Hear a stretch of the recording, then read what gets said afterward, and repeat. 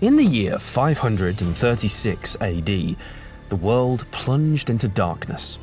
Crops failed, livestock perished, and life became a battle against famine, disease, and death.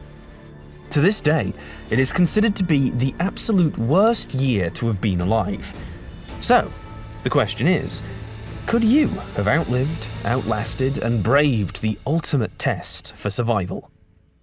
Join us as we dig into the past and fast forward through the year 536. You will not want to miss the startling revelations behind the most disastrous year in history. There would have been no way of knowing what had just happened. Just a cooler than usual morning and an eerie fog that you assume will burn off by midday. Only it doesn't.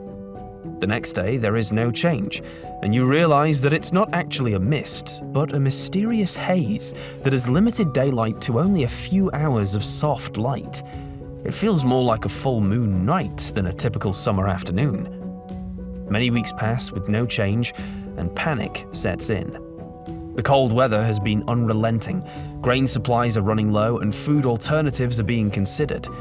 A nearby stream for fish and forest for game, but for how long?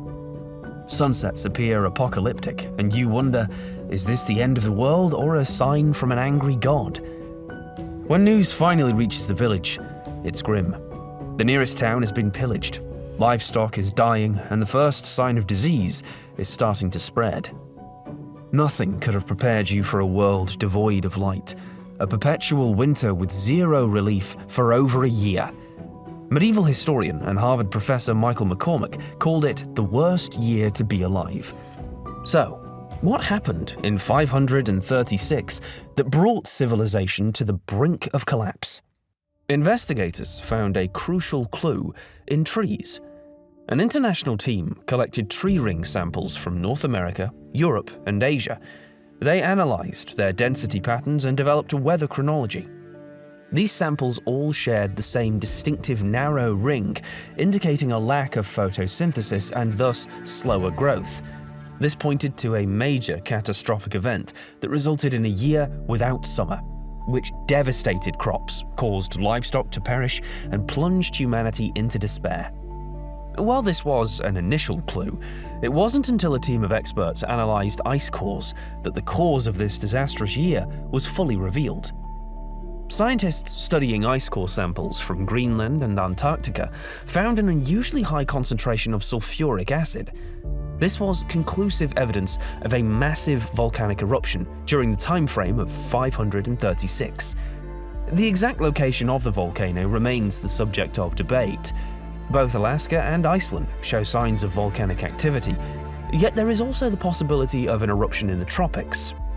Nevertheless, these eruptions would have had a profound effect. Mass quantities of volcanic ash and sulfur dioxide burst into the atmosphere. Dense cloud particles blocked sunlight, causing temperatures to plummet. Historical records are evidenced by the Roman statesman Cassiodorus, who noted that the sun's rays were weak and appeared a bluish color. In China, snowfall was recorded in August. Meanwhile, historical accounts from the Middle East describe a pervasive, dense, dry fog. And it wasn't just the sky that was affected. Smoke and ash would have drifted long distances, eventually settling and seeping into the ground and water. Streams and rivers would have become polluted, acidic, and filled with disease-spreading bacteria. In some regions, the land was rendered infertile for years. Irish history speaks of 4 long years without bread, and one can only imagine what the desperation of hunger may have driven people to do. As food stores ran out and the volcanic winter dragged on, how did people respond and adapt to such calamity?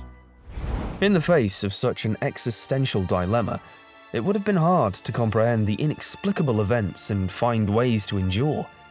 For some, it may have required an outward demonstration of religious piety and a calling for divine intervention. For others, religion would have provided a source of faith during such a challenging period. While communities and individuals may have turned to the divine for guidance, the broader fabric of society faced unprecedented failure. The harsh environmental challenges pushed a fragile economic order to the verge of collapse. The breakdown of economic trade routes would have exacerbated food shortages and inflation. Many people, despite the cold, fatigue, and hunger, would have braved the unknown in search of better circumstances. Migrants would have weathered terrible living conditions that were breeding grounds for disease. Simultaneously, major nomadic tribes like the Slavs, Mongols, and Huns also sought new territories and brought with them conflict and bloodshed. Contrary to hopes of improvement, the convergence of mass population movement, illness, and warfare plunged the world into an even darker abyss. Rulers of societies had to grapple with the mammoth task of staving off societal unrest and maintaining order in the face of profound socio-economic instability. And in the wake of malnutrition, mass migration, and continued warring factions, the events of 536 would usher in one of the worst calamities in human history: the plague. Dubbed Justinian's Plague after Byzantine ruler Justinian I, the devastating epidemic struck in 540 and would claim the lives of an estimated 50 million people. Victims endured harrowing symptoms, including delusions, nightmares, fevers, and swelling. The suffering could persist for days, or, mercifully, some would succumb almost immediately. As the volcanic winter abated and the warm rays of the sun returned, people would look back to realize that they survived the worst year in human history. In the aftermath of 536 AD, as civilizations worked to rebuild their lives, one profound truth remained. Humans have an intense will to survive.